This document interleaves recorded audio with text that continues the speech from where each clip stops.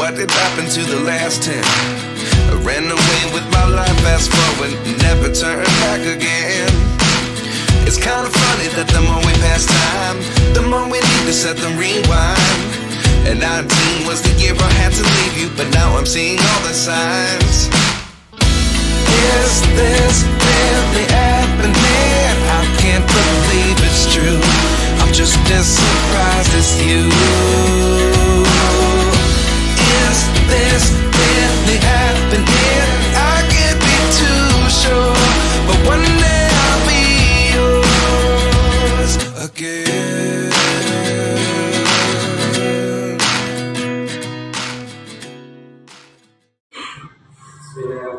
Assalamualaikum warahmatullahi wabarakatuh. Waalaikumsalam warahmatullahi wabarakatuh.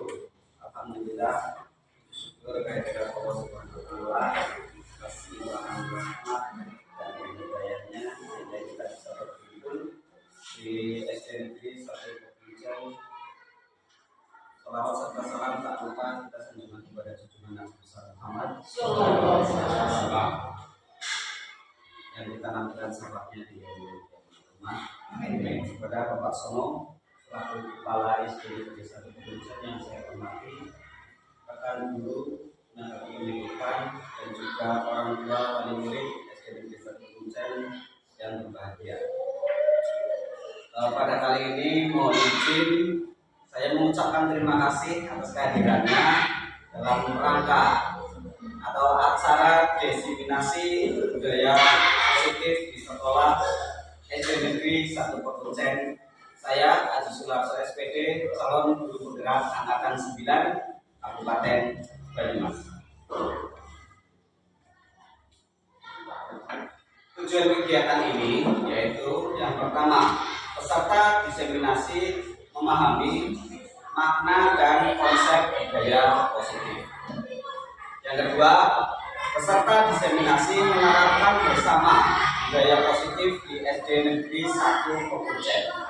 Dan yang terakhir, yang ketiga, peserta diseminasi berbagi pengalaman dan saling mengevaluasi penerapan budaya positif.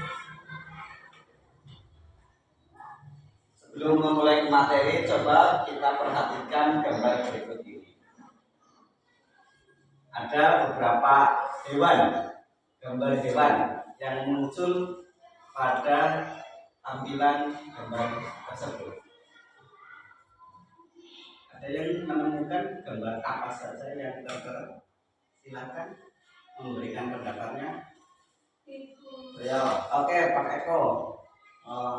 Ini ada gambar kura-kura, kuda, gajah, anjing, kucing, tikus, terus nyamuk, oke, terus badak, buaya. Oke. Terima kasih atas responnya atau pendapatnya. Ada lagi Bu Martini mau menambahkan? Ikan. Oke. Terima kasih. Kita lihat bersama-sama. Ya, itulah perspektif pandangan kita. Ada kucing, ada tikus, kemudian ada ular di bagian ekor, kemudian ada ikan, dan juga ada lumba-lumba pada bagian belalai. Nah, banyak sekali ternyata hewan yang muncul pada gambar tersebut. Nah, pada materi diseminasi modul 1.4 budaya positif ada 6 materi diantaranya. Yang pertama tentang disiplin positif dan nilai kebijakan universal. Yang kedua, teori motivasi, hukuman dan penghargaan restitusi. Dan yang ketiga, keyakinan kelas. Yang keempat, kebutuhan dasar manusia. Yang kelima, posisi kontrol. Dan yang keenam, segitiga restitusi. Yang pertama, materi tentang disiplin positif dan nilai kebajikan universal. Menurut filosofi Ki Hajar Dewantara atau KHD, sekolah itu diibaratkan sebagai ladang atau tempat persemaian. Kemudian murid itu diibaratkan sebagai bibit tanaman dan guru diibaratkan sebagai petani. Artinya, sekolah diibaratkan sebagai tanah tempat bercocok tanam sehingga guru harus mengusahakan sekolah itu jadi lingkungan yang menyenangkan, menjaga dan melindungi murid dari hal-hal yang tidak baik. Dengan demikian, karakter murid tumbuh dengan baik sesuai dengan kodrat alam dan kodrat zaman, sehingga melahirkan budaya positif. Dalam membangun budaya positif, sekolah itu dapat menyediakan lingkungan yang positif, yang aman, nyaman, agar siswa mampu berpikir, bertindak, mencipta dengan merdeka, mandiri, dan bertanggung jawab. Nah, perubahan paradigma pada modul 1.4 umumnya, disiplin itu sangat berkaitan dengan posisi kontrol. Di sini perubahan paradigma yaitu stimulus respon tentang dunia berubah ke arah teori kontrol tentang dunia. Jadi pada stimulus respon tentang dunia, realitas kebutuhan kita sama itu ketika berada di teori stimulus respon.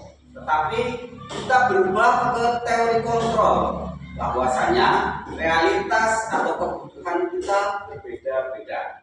Kemudian semua orang melihat hal yang sama itu pada teori stimulus respon. Sedangkan pada teori kontrol, setiap orang memiliki gambaran yang berbeda. Nah, di sini yang lebih saya garis bawahi adalah orang lain bisa mengontrol saya. Itu pada tahap atau pada teori stimulus respon.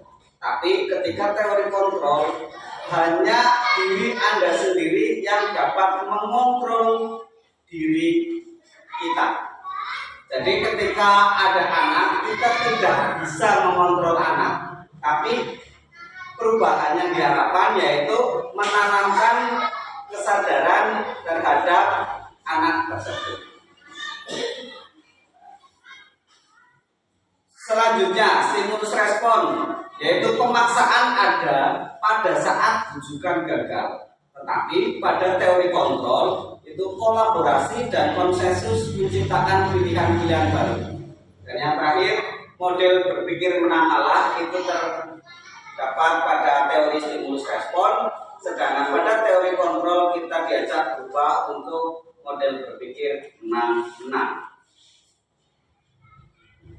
Nah, makna kata disiplin menurut Ki Hajar Dewantara itu menyatakan bahwa untuk menciptakan siswa yang merdeka, maka syarat utamanya harus mempunyai disiplin yang kuat, yaitu disiplin diri yang berasal dari motivasi internal atau dari dalam diri sendiri. Jika tidak mempunyai motivasi internal, maka diperlukan motivasi eksternal dari orang lain untuk mendisiplinkan dirinya. Kemudian menurut Diana Gosen dalam bukunya yaitu menyatakan bahwa arti asli dari kata disiplin ini juga berkonotasi dengan disiplin diri dari murid-murid yang dapat membuat seseorang menggali potensinya menuju kepada sebuah tujuan, sesuatu yang dihargai dan bermakna. Bagaimana cara kita mengontrol diri dan bagaimana menguasai diri untuk memilih tindakan yang mengacu pada nilai-nilai yang kita hargai. Dengan kata lain, seseorang yang memiliki disiplin diri berarti mereka bisa bertanggung jawab terhadap apa yang dilakukannya karena mereka mendasarkan tindakan mereka pada nilai-nilai kebajikan universal. Selanjutnya, tujuan disiplin positif yaitu untuk menanamkan motivasi kepada semua siswa kita agar mereka menjadi orang yang mereka inginkan dan menghargai diri sendiri dengan nilai-nilai yang mereka percaya. Motivasi ini berasal dari diri siswa atau internal sehingga akan berdampak jangka panjang dan tidak terpengaruh dengan adanya hukuman dan hadiah atau penghargaan. Selanjutnya, nilai-nilai kebajikan universal adalah sifat-sifat positif manusia yang merupakan tujuan mulia yang ingin dicapai setiap individu. Nilai-nilai tersebut bersifat universal dan lintas bahasa, suku, bangsa, agama, maupun latar belakang. setiap perilaku atau perbuatan memiliki suatu tujuan. Kemudian dengan mengaitkan nilai-nilai kebajikan yang diyakini seseorang, maka motivasi intrinsiknya akan terbangun sehingga menggerakkan motivasi dari dalam untuk dapat mencapai tujuan yang mulia yang diinginkan. Kemudian nilai-nilai kebajikan yang ingin dicapai oleh setiap anak Indonesia kita kenal dengan profil pelajar Pancasila, diantaranya beriman, bertakwa kepada Tuhan Yang Maha Esa, dan berakhlak mulia. Kemudian ada mandiri, bernalar kritis, berkebinekaan global, bergotong royong, dan kreatif. Materi selanjutnya yaitu tentang teori motivasi, hukuman dan penghargaan, dan restitusi. Tadi motivasi sudah sempat disinggung sedikit, yaitu adanya internal, motivasi internal, dan motivasi eksternal. Terdapat 3 motivasi perilaku manusia menurut Diana Dosen, yaitu motivasinya untuk menghindari ketidaknyamanan atau hukuman. Artinya, seseorang berperilaku untuk menghindari permasalahan yang mungkin muncul dan berpengaruh kepada mereka secara fisik, psikologis, dan tidak terpenuhinya kebutuhan mereka bila mereka tidak melakukan tindakan itu. Kemudian yang kedua, teori motivasi. Motivasinya untuk mendapatkan imbalan atau penghargaan dari orang lain. Seseorang berperilaku untuk mendapatkan pujian, hadiah, atau imbalan dari orang lain yang menurut mereka penting dan mereka letakkan dalam dunia berkelas mereka. Nah, yang ketiga ini yang sangat penting, untuk menjadi orang yang mereka inginkan dan menghargai diri sendiri dengan nilai-nilai yang mereka percaya. Jadi sebelum mengikuti pendidikan guru penggerak, pada umumnya saya seorang pribadi itu motivasinya berada pada level 1 dan level 2, yaitu untuk menghindari ketidaknyamanan atau hukuman, atau juga untuk mendapatkan imbalan atau penghargaan dari orang lain. Tapi setelah mengikuti program pendidikan guru penggerak, diharapkan tumbuh atau naik pada level yang ketiga, yaitu untuk menjadi orang yang mereka inginkan dan menghargai diri sendiri dengan nilai-nilai yang mereka percaya. Nah, selanjutnya tentang hukuman, sanksi atau konsekuensi, dan restitusi. Jadi ketika hukuman itu sesuatu yang harus terjadi, tidak nyaman untuk murid atau anak untuk jangka waktu yang panjang. Kemudian ada korban mendapatkan keadilan, murid atau anak akan tersakiti, perilaku pasif agresif meningkat, dan sistem tidak akan berjalan bila murid tidak takut. Justru ketika kita memberikan hukuman akan menumbuhkan rasa tidak takut pada diri siswa, dan biasanya menyakiti korban atau menyakiti anak. Dan kita diubah lagi dari yang memberikan hukuman, kemudian ada yang namanya sanksi atau konsekuensi. Biasanya itu sesuatu harus terjadi pada sanksi atau konsekuensi. Kemudian tidak nyaman untuk murid atau anak untuk jangka waktu pendek. Kemudian korban bisa diabaikan. Murid atau anak dibuat tidak nyaman. Penguatan hanya bertahan dalam jangka waktu pendek dan memerlukan monitoring dan supervisi terus-menerus dari guru. Nah, kalau konsekuensi biasanya itu ada kesepakatan terlebih dahulu antara guru dengan anak. Itu yang mending, lebih baik daripada kita memberikan hukuman. Dan yang paling baik yang diharapkan dalam lulusan guru penggerak yaitu menerapkan yang namanya restitusi. Artinya restitusi itu merupakan pilihan menguatkan untuk murid atau anak dalam jangka waktu panjang, korban mendapatkan ganti, murid atau anak mendapatkan penguatan, kemudian masalah terpecahkan, murid belajar bertanggung jawab untuk perilakunya. saat diskusi kemarin saya memunculkan peristiwa ketika anak tidak membawa topi saat akan dilaksanakan upacara. Saat itu saya masih memberikan hukuman kepada anak berupa berdiri di depan barisan yang lainnya. Nah, itu kan otomatis anak tersakiti, merasa malu ketika barisannya dibedakan. Nah, setelah pemahaman materi ini, maka kemarin saya membuat video tentang praktek restitusi ketika ada anak yang tidak membawa topi, memberikan pilihan berupa meminjam kepada teman yang memiliki lebih dari satu topinya atau meminjam ke pihak sekolah topi inventaris seperti itu. Materi selanjutnya, hukuman itu bersifat tiba-tiba, tidak terencana. Kemudian disiplin dalam bentuk sanksi atau konsekuensi sudah terencana atau sudah dibahas dan disepakati sebelumnya oleh guru dan siswa seperti yang sudah saya sampaikan tadi. Kemudian dihukum oleh penghargaan. Sama halnya dengan hukuman, ternyata penghargaan juga seperti menghukum seseorang. Artinya, yang pertama, memberikan pengaruh jangka pendek dan jangka panjang. Penghargaan diberikan untuk membuat seseorang melakukan sesuatu dalam jangka waktu pendek. Jika terlalu sering menggunakan penghargaan, maka orang tersebut akan bergantung pada penghargaan dan akan kehilangan motivasi internalnya. Lama-kelamaan orang tersebut menjadi tidak menyadari tindakan baik yang dilakukan. Kemudian penghargaan tidak efektif. Penghargaan merupakan suatu benda atau peristiwa yang diinginkan yang dibuat dengan suatu syarat tertentu. Penghargaan diperoleh jika melakukan hal yang disyaratkan.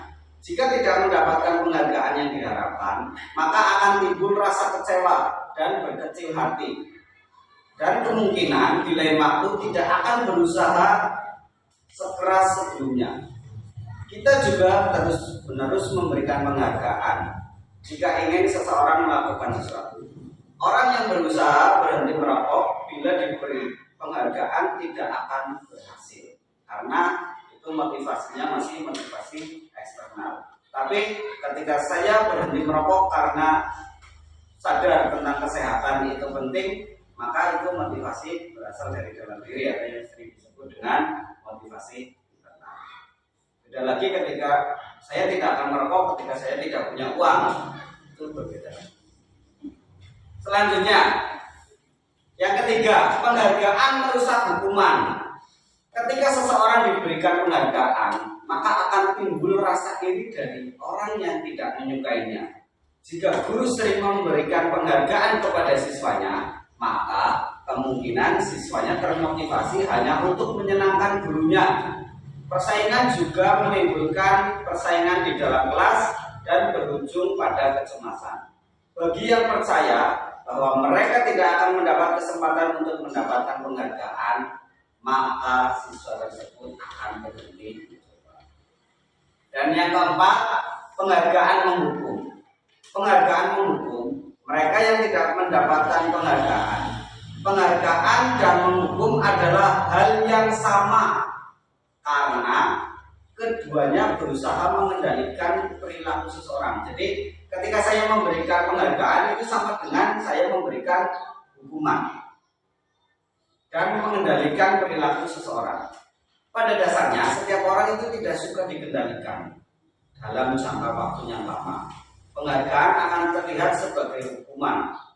Jika penghargaan sangat diharapkan tapi kita tidak mendapatkannya, maka akan merasa. Coba kita perhatikan. Di sini ada tindakan guru. Yang pertama, mencatat 100 kali di dalam buku kalimatnya, saya tidak akan terlambat lagi karena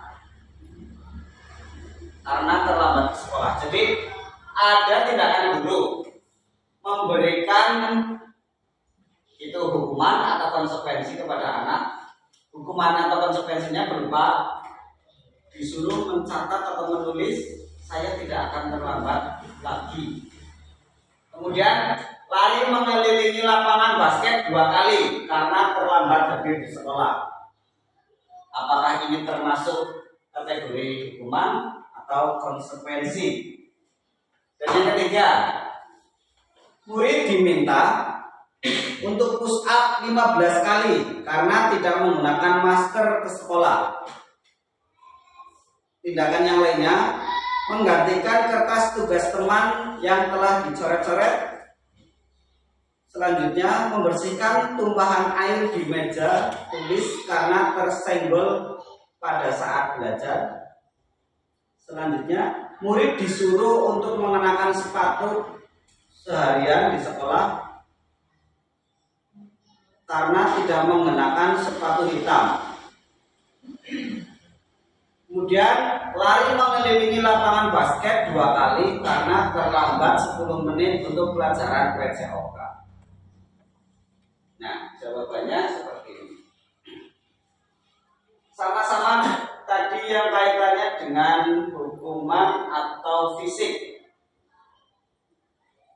Nih, yang terakhir, lari mengelilingi lapangan selama lapangan basket 2 kali karena terlambat 10 menit untuk pelajaran PCOK. Ini kan karena pelajarannya adalah PCOK, maka ketika memberikan tindakan berupa lari kan masih ada kaitannya, sehingga tindakan ini masuk ke kategori konsekuensi, bukan sebuah hukuman. Kita bandingkan, kita lihat yang kategori hukuman, yaitu murid diminta untuk push up 15 kali karena tidak menggunakan masker di sekolah. Ini berupa tindakan fisik, padahal kejadiannya karena tidak membawa masker, maka hal tersebut kategorinya adalah hukuman. Kemudian yang konsekuensi, menggantikan kertas tugas teman yang telah dicoret-coret. Jadi ketika anak mencoret-coret tugas temannya, maka konsekuensinya harus menggantikan kertas tugas yang sudah dicoret-coret. Contoh yang konsekuensi yaitu membersihkan tumpahan air di meja tulis karena tersenggol pada saat belajar. Nah, ketika ada kejadian air pada botol ternyata tumpah, itu kita sebagai guru memberikan tindakan anak untuk mengelilingi lapangan atau halaman depan, itu maksudnya kategorinya hukuman karena tidak ada solusi. Tapi ketika airnya tumpah, solusinya bagaimana? Maka solusinya adalah dengan cara membersihkan meja yang sudah basah. Itu harapan dari kegiatan diseminasi ini adalah mengubah dari yang tadinya pemberian hukuman ke tahap konsekuensi, syukur-syukur bisa sampai ke tahap restitusi. Kita lanjutkan. Nah, restitusi itu apa?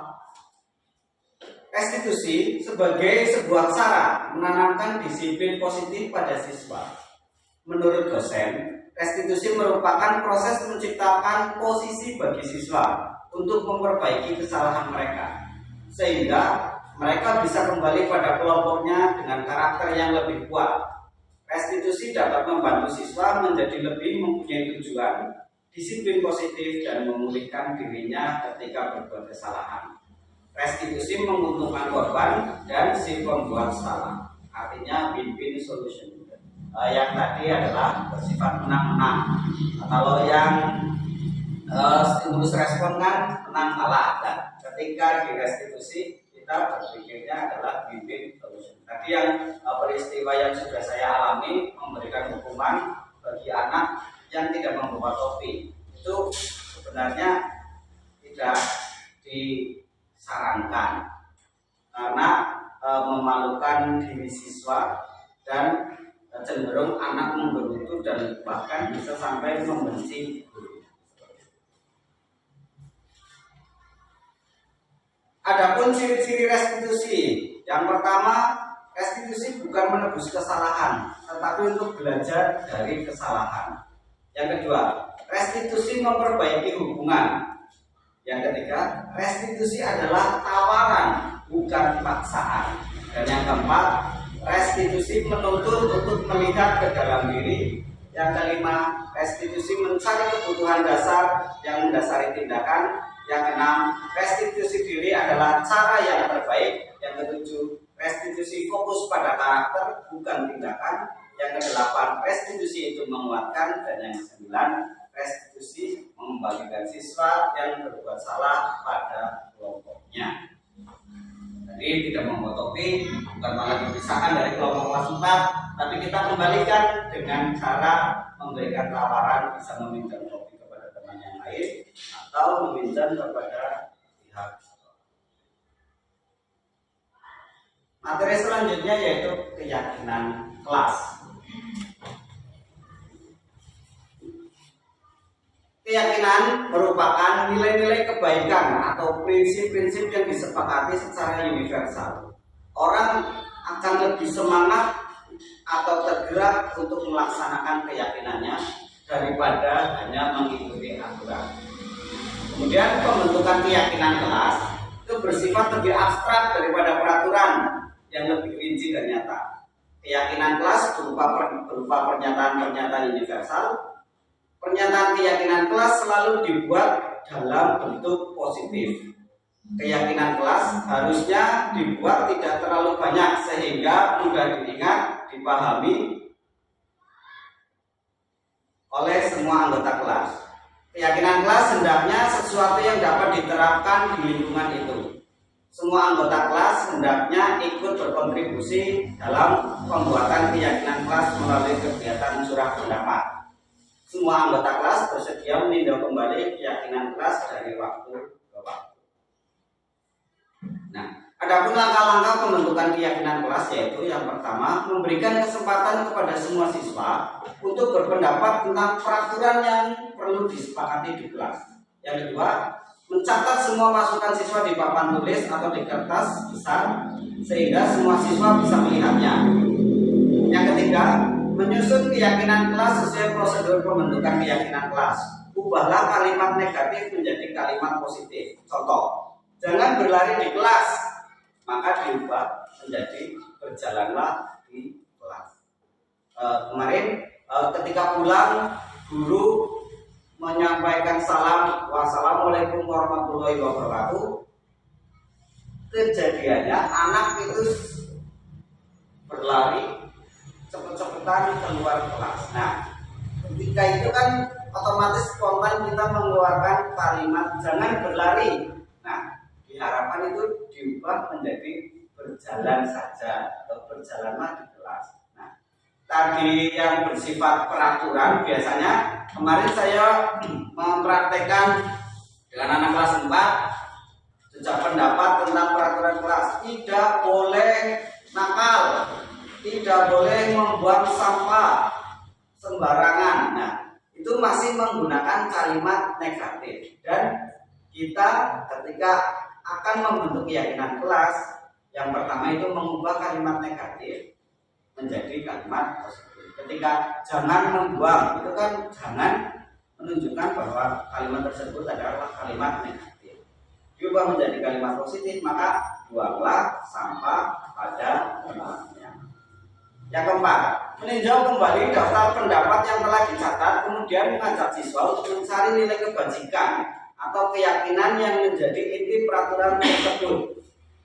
Contohnya tadi yang berjalan di kelas, mendengarkan guru, datang tepat waktu, bisa dicarikan menjadi satu keyakinan yaitu saling menghormati. Inilah contohnya keyakinan kelasnya yaitu saling menghormati.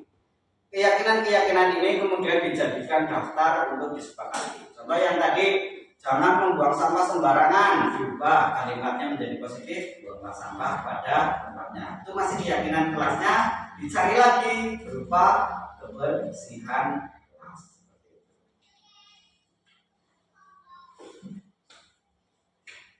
Meninjau ulang keyakinan kelas secara bersama-sama, hendaknya keyakinan kelas tidak terlalu banyak agar mudah diingat.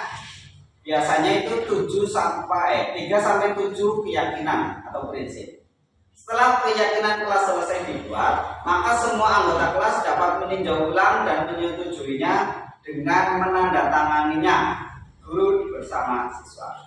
Keyakinan kelas dapat ditempel di dinding kelas agar mudah dilihat. Nah, selain struktur kelas, kemudian jadwal pelajaran, jadwal tiket, diharapkan nanti setelah calon guru penggerak lulus menjadi guru penggerak, bisa menggerakkan teman-teman di sekolahnya untuk bersama-sama membuat keyakinan kelas di masing-masing jenjang, mulai dari kelas 1 sampai dengan kelas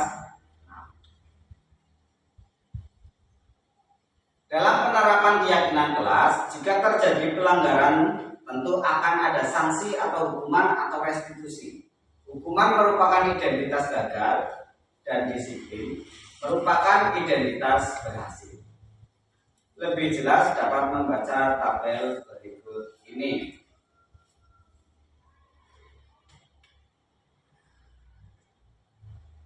Nah, ini contoh yang peraturan ya.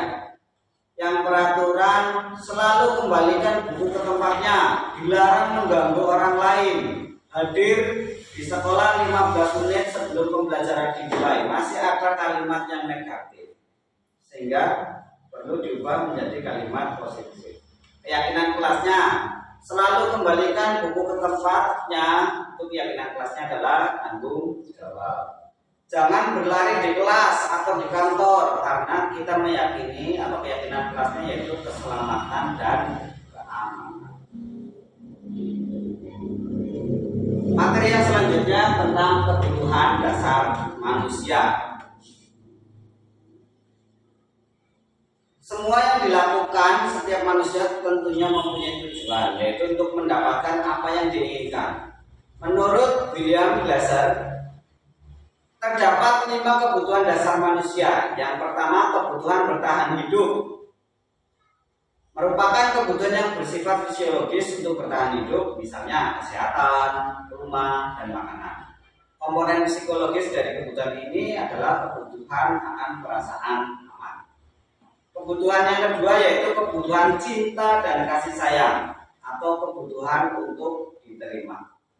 Kebutuhan ini termasuk kebutuhan psikologis yang meliputi kebutuhan akan hubungan dan koneksi sosial, kebutuhan untuk memberi dan meminta kasih sayang, kebutuhan untuk merasa menjadi bagian suatu kelompok, dan kebutuhan untuk tetap terhubung dengan orang lain.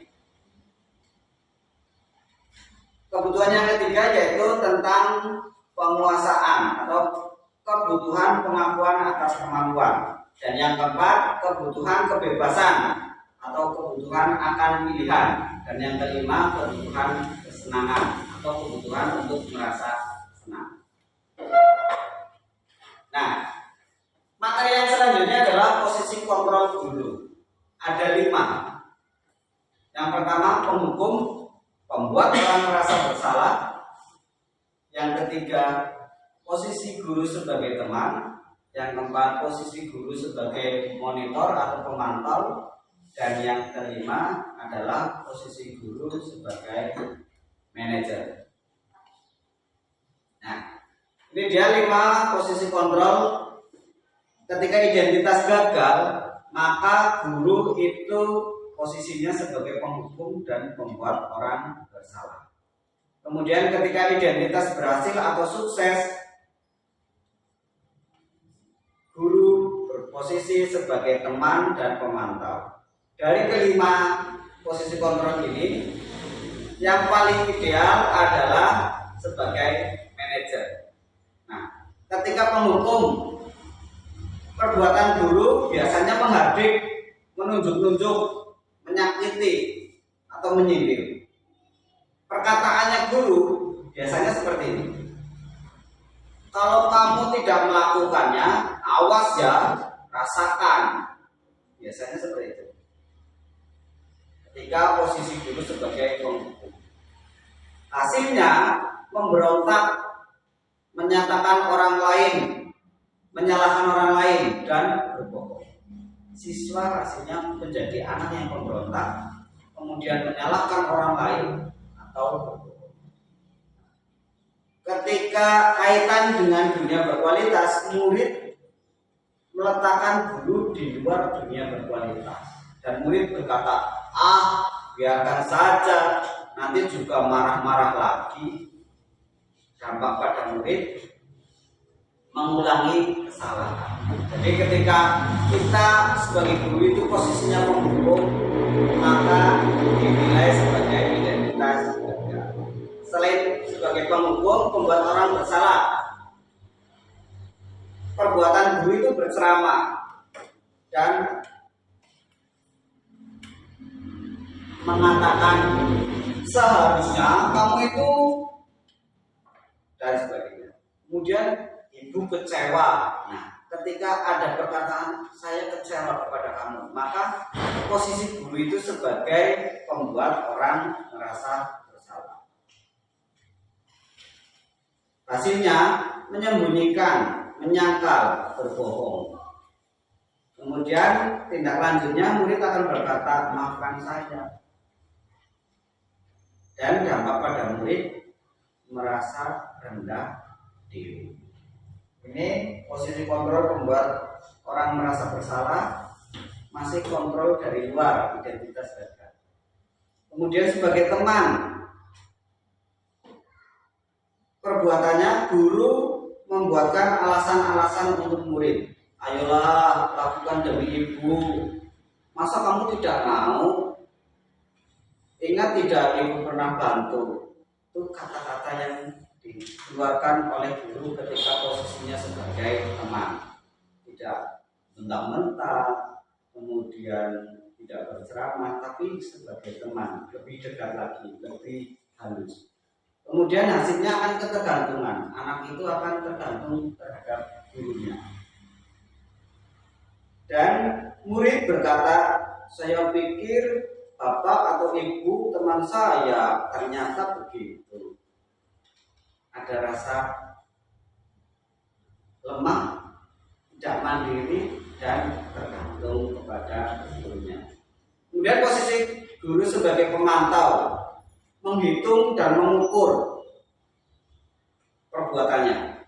Kemudian guru berkata, apa peraturannya? Malah menanyakan kepada anak, kamu tahu aturannya apa? Kemudian hasilnya menyesuaikan diri bila diawasi. Kalau tidak diawasi bagaimana? Anak cenderung, ya sudah kita praktekkan ya, sudah kita sering alami. Kemudian murid berkata, berapa banyak bintang yang saya harus peroleh? Berapa halaman yang harus saya tulis? Itu ketika sebagai pemantau.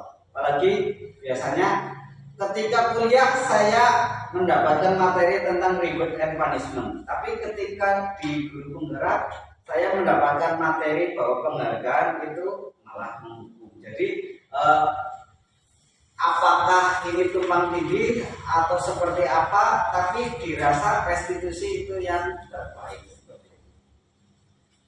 Kemudian menitik beratkan pada sanksi atau hadiah untuk dirinya. Nah, ketika mendapatkan bintang lebih banyak bintang, dialah juara kelasnya. Jadi itu reward atau penghargaan. Kemudian identitas yang berhasil kontrol diri, menghargai diri sendiri. Posisinya kita sebagai guru yaitu sebagai manajer, mengatakan atau mengajukan pertanyaan-pertanyaan kembali ke keyakinan kelas. Apa yang kita yakini? Apa yang bisa kau kerjakan untuk memperbaiki masalah ini?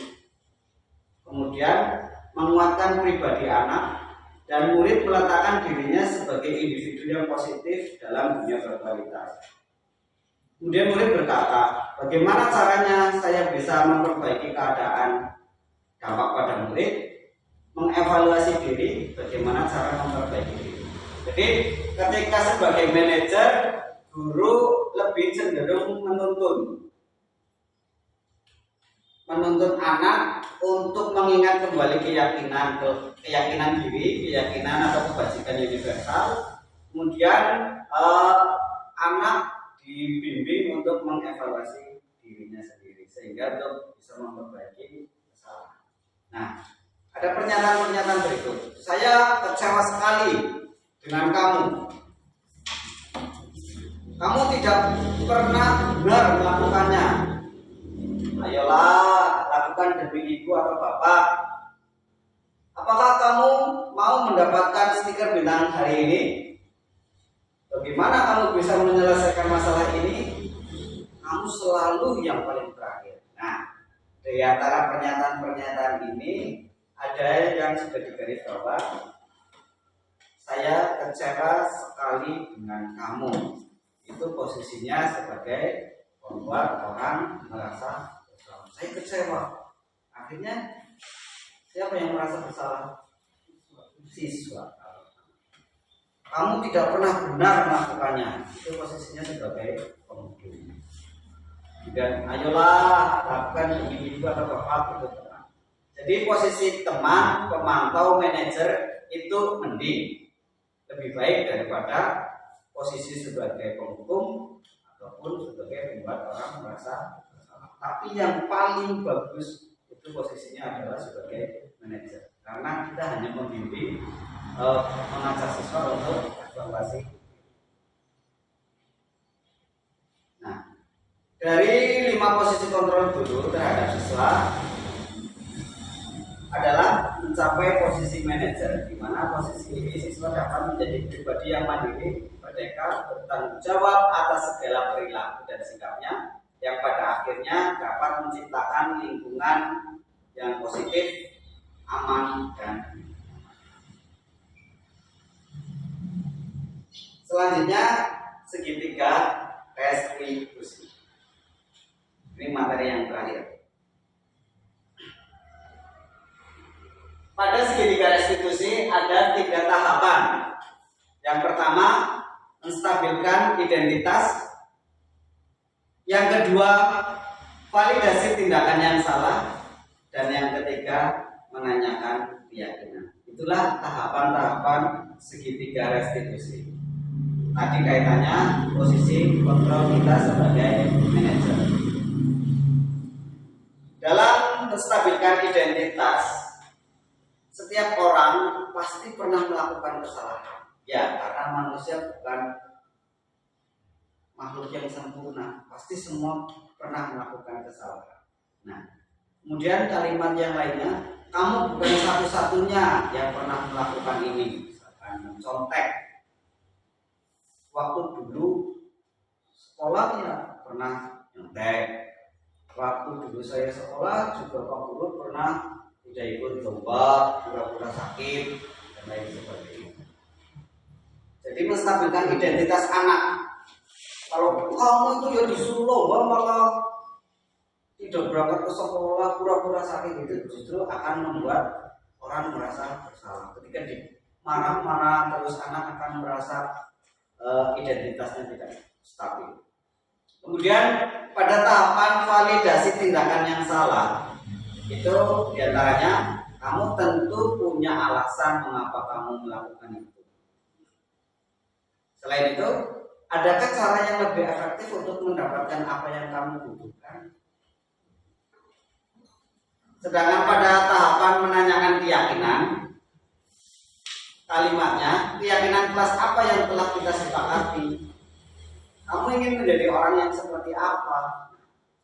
Di situ anak mulai mengevaluasi dirinya sendiri. Nih, menstabilkan identitas. Untuk membuat anak yang merasa gagal karena berbuat salah menjadi positif terhadap dirinya. Ini tujuannya. Tujuan dari tahapan menstabilkan identitas yaitu untuk membuat anak yang merasa gagal karena berbuat salah itu menjadi positif terhadap dirinya. Biasanya guru berkata berbuat salah itu hal yang manusiawi, tidak ada manusia yang sempurna. Bapak ibu guru juga pernah berbuat salah. Kita pasti bisa menyelesaikan permasalahan ini. Bapak atau ibu tidak tertarik untuk mencari tahu siapa yang benar atau siapa yang salah. Bapak ibu lebih tertarik untuk menyelesaikan masalah. Kalau kamu menyalahkan dirimu sendiri terus-menerus, apakah kamu bersikap baik pada dirimu sendiri? Nah, pada kegiatan ini, tahapan ini, stabilkan identitas, kita mengubah pola pikir kita yang tadinya menyalahkan orang lain atau menyalahkan diri sendiri menjadi berpikir solutif. Tadi yang dicontohkan ketika keadaan di kelas ada botol yang berisi air ternyata tumpah. Biasanya kan anak-anak menyalahkan, si Tony itu yang menumpahkan, dan membuli. Tuh. Nah, pada kegiatan ini, pada kejadian tersebut, maka guru harus segera mengambil tindakan pada segitiga restitusi. Tahap yang pertama yaitu menstabilkan identitas. Bukan mencari siapa yang benar, bukan mencari siapa yang salah, tetapi berpikir solusinya bagaimana. Kita tanyakan kepada anak saja. Ketika itu nanti kaitannya dengan posisi kita sebagai manajer atau sebagai coaching. Selanjutnya, validasi kebutuhan. Tujuannya yaitu untuk membantu murid mengenali basic ketika melakukan kesalahan itu. Pada dasarnya, setiap tindakan manusia tujuannya adalah memenuhi basic needs, fun atau survival, kebutuhan dasar manusia tadi. Nah, pada kegiatan ini tahapan validasi kebutuhan, biasanya guru berkata, kamu bisa saja melakukan hal yang lebih buruk, tapi kamu tidak melakukannya kan? Kemudian kalimat yang lainnya, kamu pasti punya alasan mengapa melakukannya. Kalimat yang lain, apa yang penting bagi kamu? Selanjutnya, kamu boleh tetap berusaha menjaga sikap itu, tapi tambahkan sikap yang lain, yang baru. Selanjutnya, maukah kamu belajar cara lain untuk mendapatkan yang kamu butuhkan tanpa harus memukul? Dan yang terakhir, apakah kamu bisa melakukannya dengan lebih baik lagi besok? Jadi memacu terus bahwa setiap orang melakukan suatu tindakan itu pasti untuk mencapai kebutuhan dasar manusia. Di antaranya, saya berangkat siang, pasti punya alasan karena malamnya main game, akhirnya bangunnya siang, terus berangkat siang, pasti punya alasan.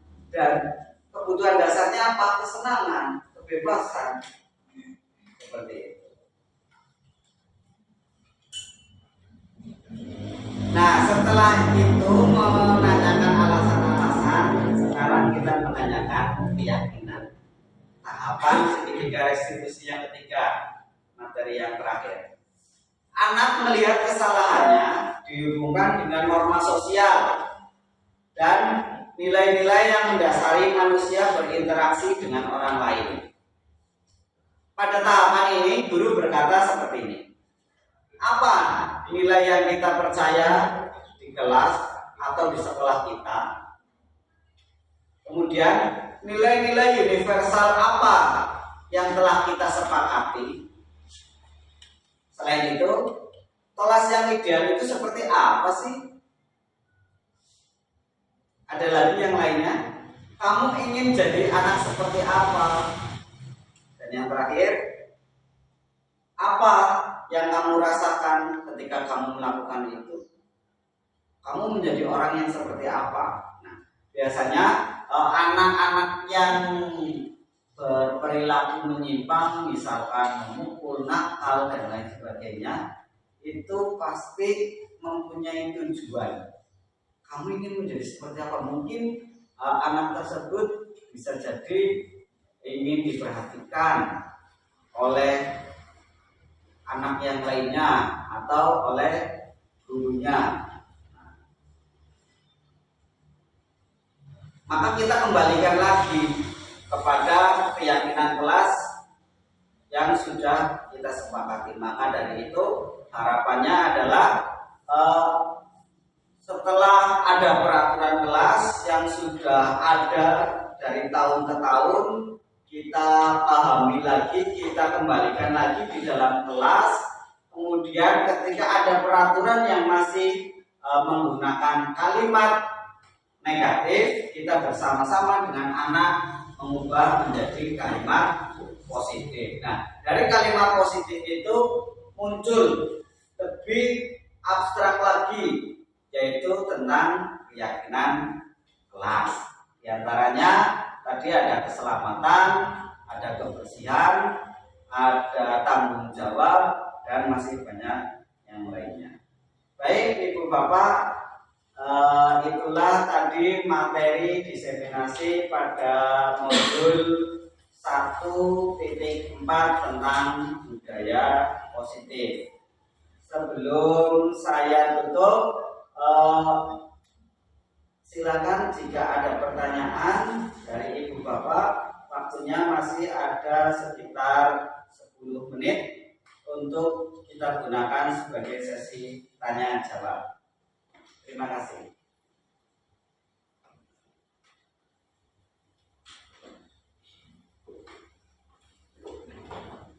Kalau tidak ada pertanyaan, berarti bisa langsung ditutup, Pak Kasih. Ya, kalau tidak ada pertanyaan, kita kembali kepada peraturan kelas yang sudah atau yang belum dibuat. Jadi pada kegiatan ini diharapkan nanti setiap kelas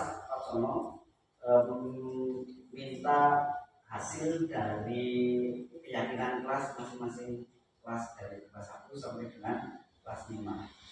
Bisa dalam bentuk tulisan tangan saja, tidak apa-apa. Nanti saya buatkan seperti yang sudah dilakukan oleh Bu Titin tentang pembuatan itu yang sudah terpampang di kelas masing-masing. Jadi selain ada kelompok belajar, ada struktur organisasi, ada fokus kelas, kemudian ada jadwal pelajaran, itu sudah ditambahkan. Nanti kelas di masing-masing kelas belum bersama. Ya, belum bersama. Kemarin juga sudah saya tanyakan kepada instruktur bahwasanya setelah ada materi ini saya masih bertanya-tanya di mana posisi peraturan kelas, apakah masih perlu ada sebagai dokumen atau diganti menjadi keyakinan kelas saja.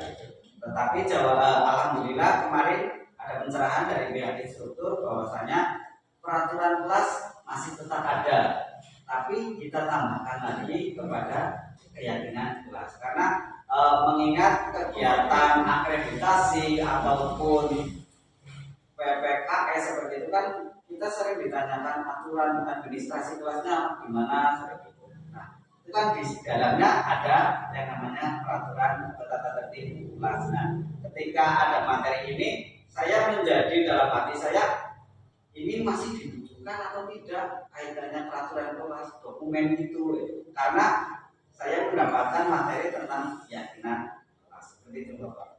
Jadi nanti di dokumen administrasi kelas selain ada tata tertib juga ditambahkan dengan keyakinan kelas. Begitu Pak Sama. Bagaimana, ada pertanyaan lagi Bu Dede? Jadi tindak lanjut setelah diseminasi ini adalah setiap kelas mulai membuat keyakinan kelas berdasarkan peraturan yang dilakukan. Ya. Bisa peraturan kelas yang sudah terdokumentasi dari tahun ke tahun boleh, atau juga dengan jejak pendapat dengan anak. Jadi kemarin saya melakukan di luar dari teks yang sudah tersedia, tapi saya jejak pendapat dengan peraturan jejak pendapat dengan anak. Kemarin ternyata banyak sekali sampai 20 di kelas 4 yang aktif, tapi masih banyak yang menggunakan kalimat negatif.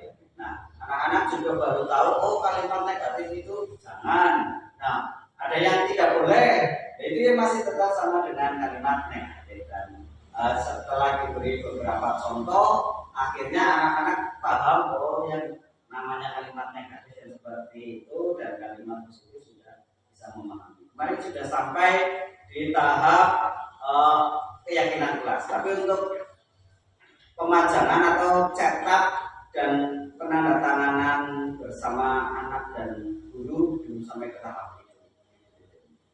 Begitu? Ada yang belum puas? Tidak cukup? Cukup. Oke. Dari Bu Ati, guru kelas 1 bagaimana? Apakah ada kendala dalam peraturan kelas anak kelas 1 cenderung aktif atau bagaimana?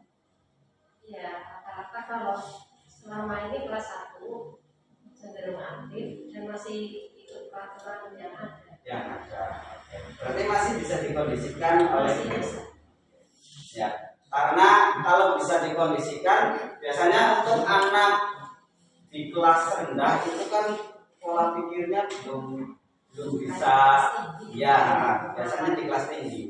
Di kelas tinggi itu pun ketika di kelas 4 masih transisi dari anak-anak ke remaja. Jadi kemarin juga ada pertanyaan ketika lokal karya kaitannya ketika sudah kita buat keyakinan kelas di kelas 1, tapi ternyata anak kan belum paham yang namanya keyakinan kelas, peraturan kelas. Nah, ketika ada gurunya bisa saja kondusif, tapi ketika gurunya pergi malah anak-anak cenderung di kelas pasti ramai seperti itu. Nah, berarti ketika terjadi kelas yang seperti itu masih posisi gurunya hanya sebagai beri tahap atau posisi pemantau. Jadi anak masih dari hukuman, aku merasa takut ketika ada Pak Guru, jadi saya anteng. Tapi ketika gurunya pergi, kelas ramai. Atau kemarin di kelas 5 saya semester 1 sampai tengah semester saya di kelas 5. Ketika saya turun di kelas 4, ternyata anaknya lebih ramai. Oh, berarti guru hanya takut karena gurunya mungkin saya masih memposisikan diri sebagai penghukum atau membuat orang merasa. Jadi mudah-mudahan dengan adanya kegiatan ini saya secara pribadi bisa merubah diri dari yang tadinya menghukum, membuat orang bersalah, menjadi posisi level 5 yaitu sebagai manajer. Kemudian tidak ada lagi adanya hukuman atau konsekuensi, tapi kita berubah menjadi restitusi. Terima kasih, hanya itu yang bisa dapat saya sampaikan. Kurang lebihnya saya mohon maaf. Mudah-mudahan tindak lanjut dari kegiatan diseminasi berupa pencetakan dan penandatanganan keyakinan kelas bisa dilaksanakan. Untuk tenggat waktunya tanggal 1 November diharapkan kelas 1 sampai dengan kelas 6 sudah ada keyakinan kelas yang sudah ditandatangan siswa dan juga guru. Dari orang tua, apakah ada yang mau bertanya tentang budaya positif? Sudah cukup jelas. Oke, harapannya setelah dilaksanakan kegiatan ini antara pihak sekolah dengan pihak orang tua bisa terjalin kesepahaman yang sama tentang materi budaya positif di sekolah maupun di kelas. Terima kasih atas kehadirannya telah membersamai saya dalam kegiatan diseminasi.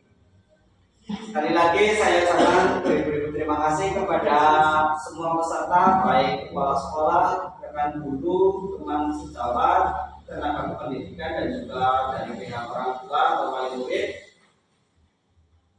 Saya akhiri, salam guru hebat. Assalamualaikum warahmatullahi wabarakatuh.